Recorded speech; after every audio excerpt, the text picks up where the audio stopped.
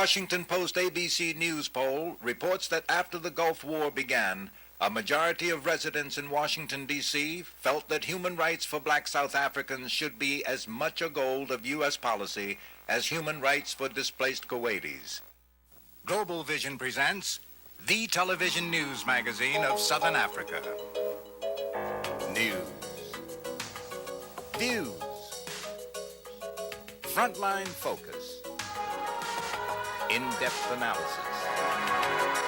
Covering the coverage. Cultural features. This week, South Africa Now reports these stories. The deadlock has been broken. More prisoners will be released, more exiles will return. We'll have a report. The agreement is significant in the sense that it is an expression again of the ANC's commitment to suspending armed actions, as well as the regime agreeing that the people of South Africa have a legitimate right to mass action and political activity. Young people have been in the forefront of the campaign against apartheid in this country. This week, you'll meet some of them.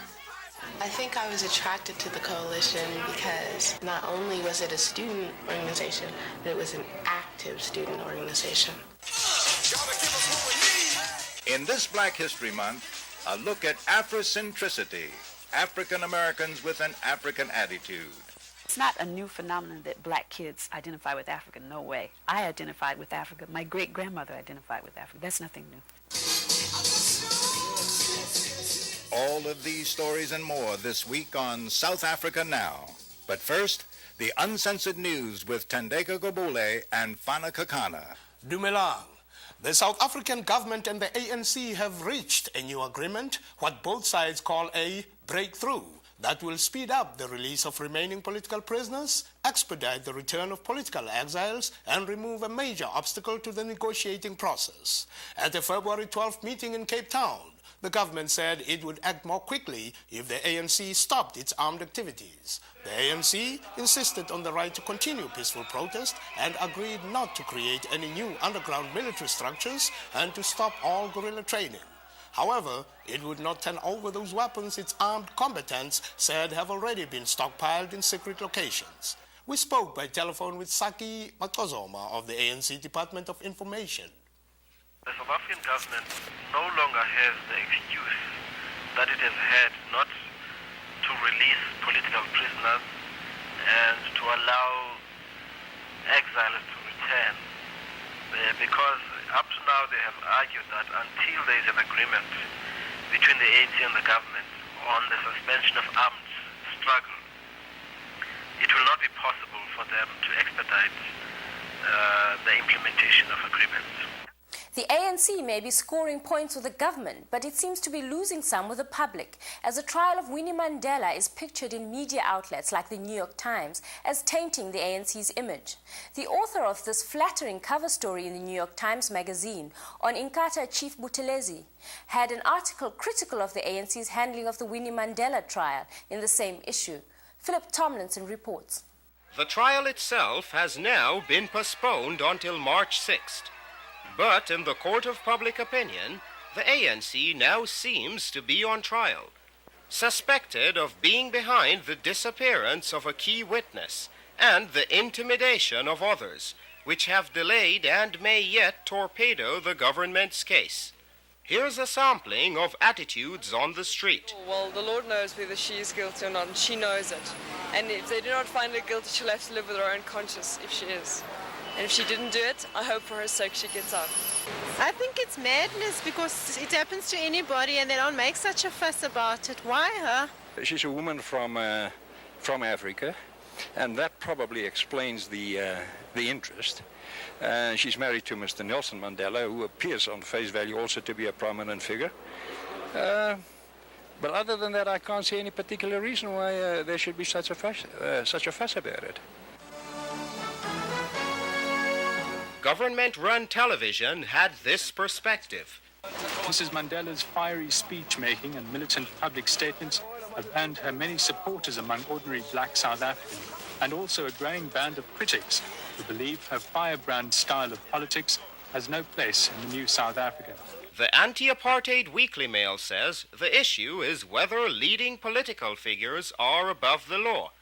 Many ANC leaders are supporting Nelson Mandela's stance of solidarity with his wife, who has denied the charges of kidnapping and assault, while at the same time drawing a parallel between her case and crimes which she says the government has hardly bothered to investigate. We have millions of unsolved crimes in this country.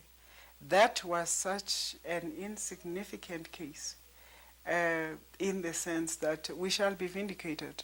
How many children, how many detainees have died in detention? How many police officers, black or white, captains or corporals, have been brought to trial and punished for the horrible crimes that they committed? Why, Winnie? Officially, the ANC denies allegations that it has been organizationally involved in any abductions, with the organization's information chief, Pallo Jordan, acknowledging that media hostile to the ANC has been exploiting the case. Meanwhile, some right-wingers are beginning to exploit the trial, with Afrikaner Resistance Movement leader Eugène Terre'Blanche reportedly saying that the refusal of witnesses to testify showed that law and order have broken down under pressure from the ANC. Terre'Blanche and his group have in the past threatened a bloodbath if blacks are given equal rights. For South Africa Now, this is Phillip Tomlinson. A lawyer for the Congress of South African Trade Unions, or COSATU, who is also a member of the ANC, has been killed with a package bomb in a manner reminiscent of the techniques used by South African hit squads. Bheki Lamge, the lawyer, had sent a package to this man, Gqubule, a former South African police captain and admitted death squad chief who defected to the ANC. The package, which contained a tape recorder, headphones, and a tape marked evidence of hit squads, was apparently intercepted, equipped with a bomb inside the headphones, and then returned to the sender, probably from Zambia. The South African government called the bombing tragic, and COSATU issued a statement saying, quote, "Time will tell exactly how Bheki was killed, but one thing is certain. Only the CCB and other state death squads have the technical capacity and knowledge to execute such a murder." And Human Rights Watch Director Aryeh Neier gave us his assessment. The assassination of an ANC lawyer in South Africa is a very disturbing development, especially because there have been death squad activities and assassinations in the past, and because there has not been prosecution of punishment of those who are responsible for such abuses. In the frontline states, a recent attack by Renamo insurgents has killed 45 Mozambicans and may also have killed a budding peace process. Recently, our crew was in Mozambique and spoke to Fernando Lima, a news editor for the Mozambican news agency, who commented on the partial ceasefire. I think the aim of this process is to create confidence between the warring factions in this war and go towards a complete ceasefire in the whole country. People are really tired of this war. People are not seeing any light at the end of the tunnel, and so people are just screaming for peace. Meanwhile, Africa Watch, a publication of Human Rights Watch, has issued 2 reports. The first on Mozambique, which says despite a new constitution in that country, political prisoners still suffer unfair trials. Human Rights Watch Director Aryeh Neier has been following the issue. One of the things that we're particularly concerned about in Mozambique is the situation of detainees on security grounds. There are about 500 of them. We've been given permission to interview them confidentially within the prisons in Mozambique. We've done so in the case of some of them. Some of them have told us of abuses.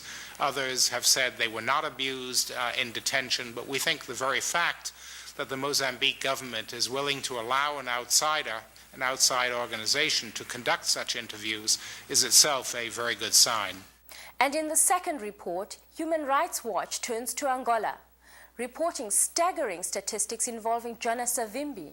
seen here in a photo with the editor in the current issue of Soldier of Fortune magazine. The report says more than 500,000 of the people living in UNITA-controlled areas have been abducted and forcibly relocated there. If true, this would be one of the largest kidnappings in history. UNITA is denying the charge. With a newly reformed South Africa, some South Africans, for example, race classification experts, may find themselves out of a job. One such retiree recalls fondly his, quote, people tester, a pencil which helped determine a person's race in tricky circumstances. The expert would poke the pencil into a subject's hair. If it dropped out, the person was considered white. If it stuck tight, the individual was assumed to be black. With the repeal of the Population Registration Act, such expertise will no longer be needed. And finally, the South African government has turned to a slick public relations campaign to win support for its reform program called Let's Put Peace First. The advertisement is the first of 3 parts to be launched all over the country in the months ahead. According to the South African government, the campaign will range from the emotional to the more rational and will be produced in 7 languages. South Africa now has obtained the first advertisement. Here it is.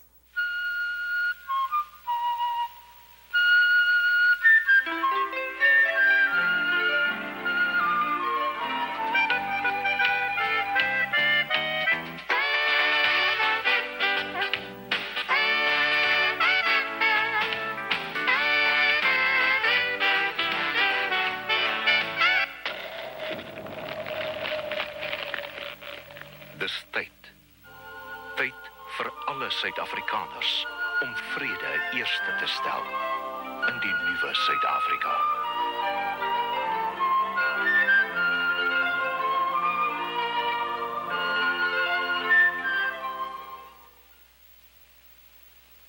You're watching South Africa Now, the television news magazine that goes behind the headlines. Anti-apartheid activism is still alive in America. On February 11th, New Jersey's Governor Jim Florio announced that he was banning Shell Oil from operating service stations on the New Jersey Turnpike because the parent company does business in South Africa. He spoke at the United Automobile Workers Union headquarters.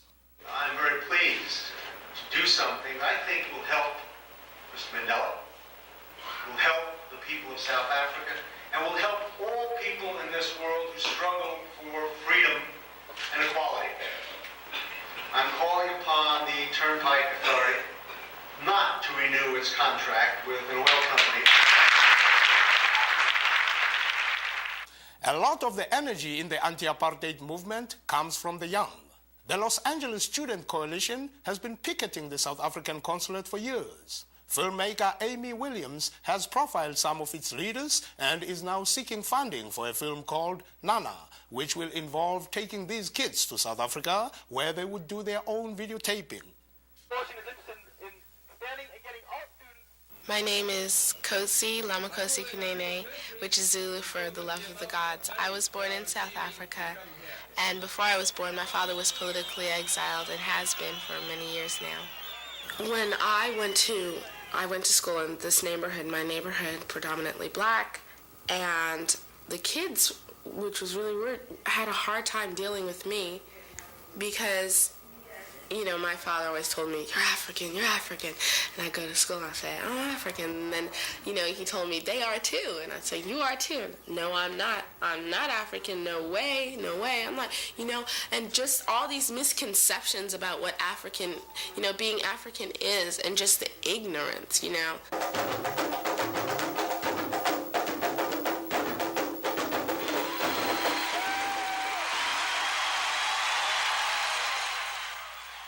South Africa interests me because it's like a brotherhood. I mean, I feel some kind of connection, you know. I mean, all this stuff going on, apartheid, I mean, it can't be going on in the 1990s. I guess you could say the best of both worlds. My mother's Asian American, my father's Afro-American.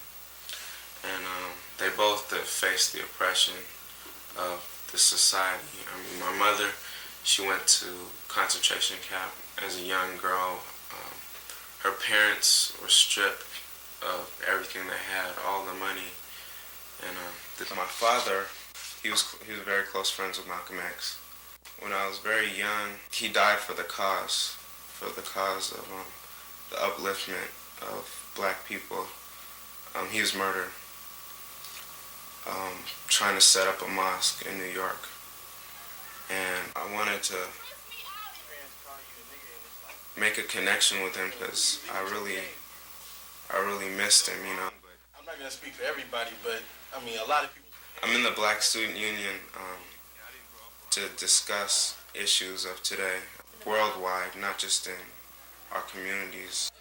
Kick out conflict today. Abolish apartheid in LA. Kick out conflict today. Abolish apartheid in LA.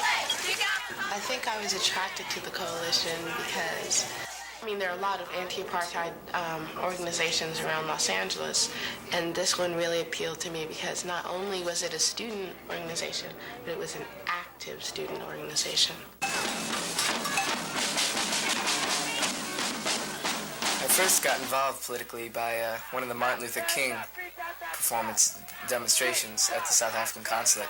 After that demonstration, I think that was 3 or 4 years ago, I just got involved in the Los Angeles Student Coalition and got into leadership after about a year, started doing stuff that was worth doing. You know, I wasn't just going to sit there at the meetings. Instead of segregated by policy and law, we're segregated by class and ignorance. So one of the things I'm supposed to do for the demonstration is find a portable stage. I'm having a lot of problems with that though, so does anybody know where one might be that we could rent? I don't like what's happening, and it's wrong. I know that. And so I feel that I have a responsibility to change it. I think everybody has a responsibility to change what they feel is wrong.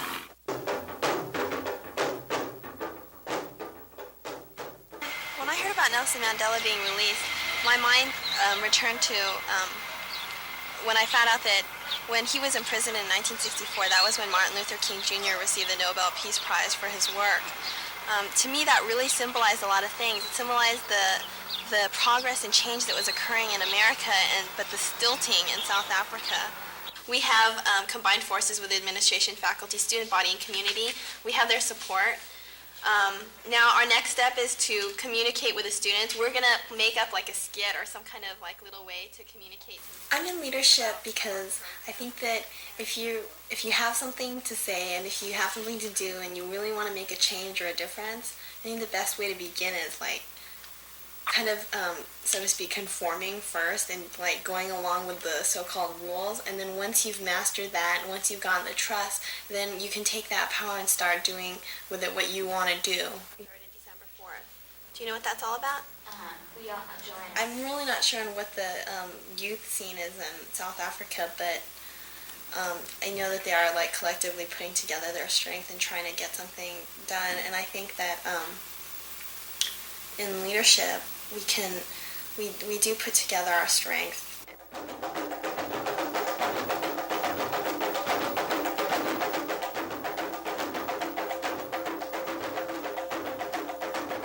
This film is about a bridge between the Western and the Eastern and the students coming together. It's a documentary, and I've always been interested in filmmaking and documentaries.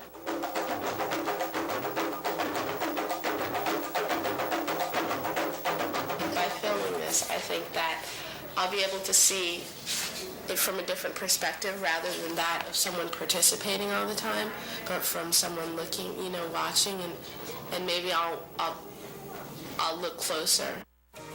You're watching South Africa Now. Coming up next, our culture segment, featuring the best music, film, drama, and artistic expression from Southern Africa. Since this is Black History Month, we thought we'd have another look at a report we did on the trend in this country among many African Americans towards Afrocentricity, a closer identification with the culture and hopes of people in Africa. Is this a fad or an indication of the growth of more Africa awareness? Marsha McBroom narrates. African American is the proper, formal, historical designation of those of us taken from here and sent into the diaspora. Jesse Jackson appealed to Black Americans to call themselves African Americans, and today many are. In fact, on the streets of our inner cities, many of the gold chains are gone from kids' necks. In their place, African medallions. It symbolizes Africa. This is the African symbol. Black for the skin, green for the earth, and reddish for the blood, sir. Afrocentricity is the new buzzword. In this report, we'll look at the trend and its significance for Southern Africa.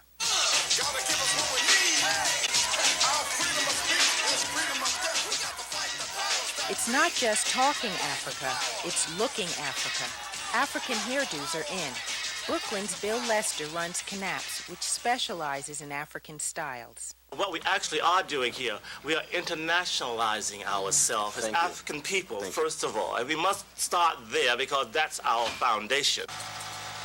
Lester also has designers creating whole lines of African clothing. All these prints here are, as I said before, from the motherland, and they're man-made. They are all man-made prints. So you find that the designs we would have upstairs are very much custom.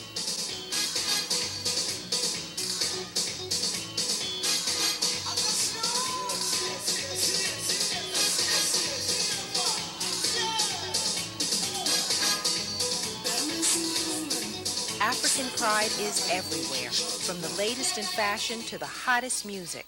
In Harlem, a South African exile runs one of the hippest music shops. Come along, let me show you the real McCoy, the African section here.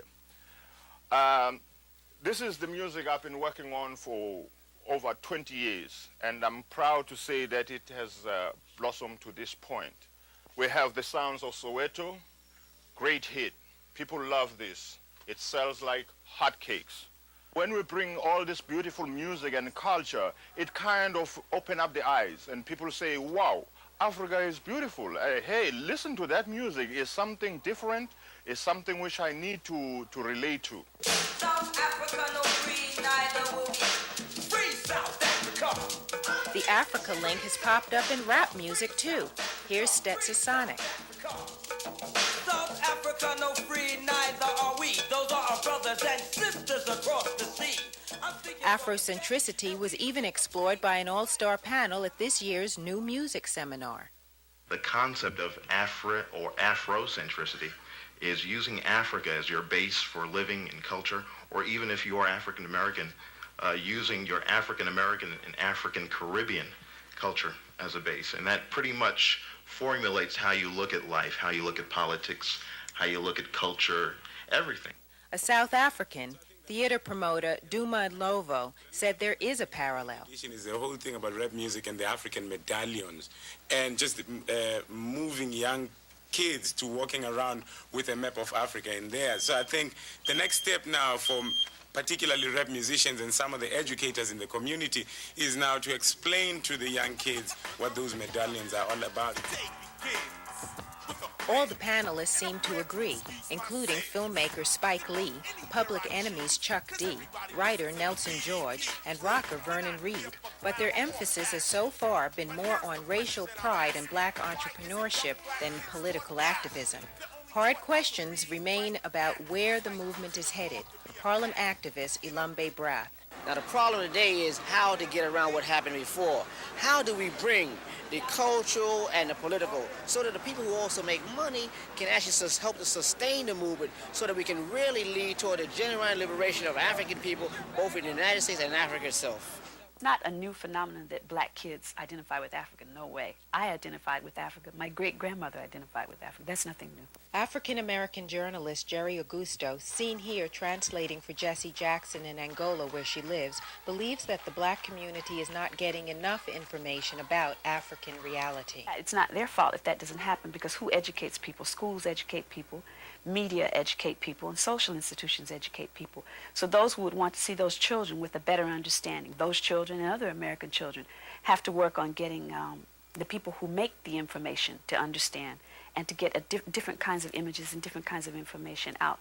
Education is key. Some Africans, like the team behind the African Connection newspaper, are trying to inform Black America. Editor Nia Makojo. It is a paper that is here to bring out, of course, to report on news, but also to bring out most of the positive things that are happening in Africa and among Africans everywhere that you don't hear about, so that it can help to empower them and to see the better aspects of themselves and to encourage them to do even more. Music promoter Lisa Williamson says the connection can be made. If you go up to Harlem and you look at the unemployment rate and you look at the way brothers and sisters are sitting around without jobs and you look at the dilapidated economic system there and you say, this is an example of a Bantustan in South Africa. In South Africa, brothers and sisters are unemployed in the same ways.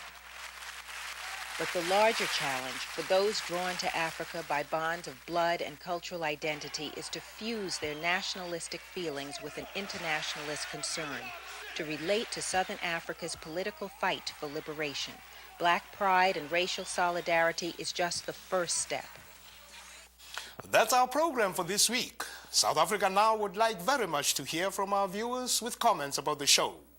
In the coming weeks, we will read your letters at the end of each show. Send your comments to South Africa Now, P.O. Box 1907, Canal Street Station, New York, New York 10013. South Africa Now is produced by Global Vision on a non-profit basis in association with the Africa Fund, a tax-exempt organization providing assistance and relief to victims of apartheid. On behalf of everyone on South Africa Now, I'm Fana D. Kekana. See you next week.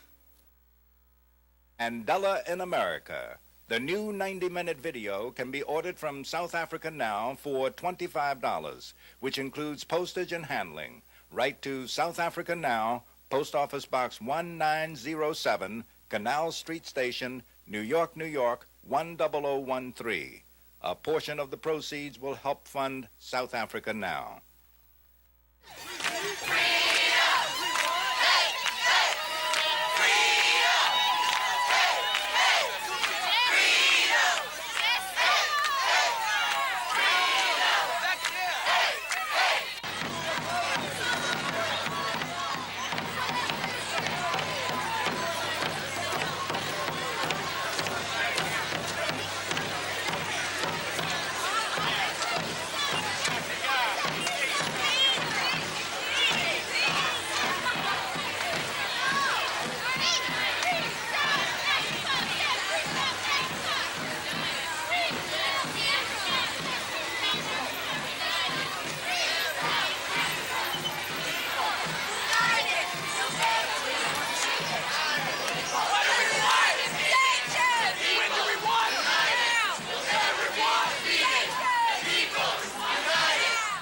South Africa Now is also supported by public television viewers like you.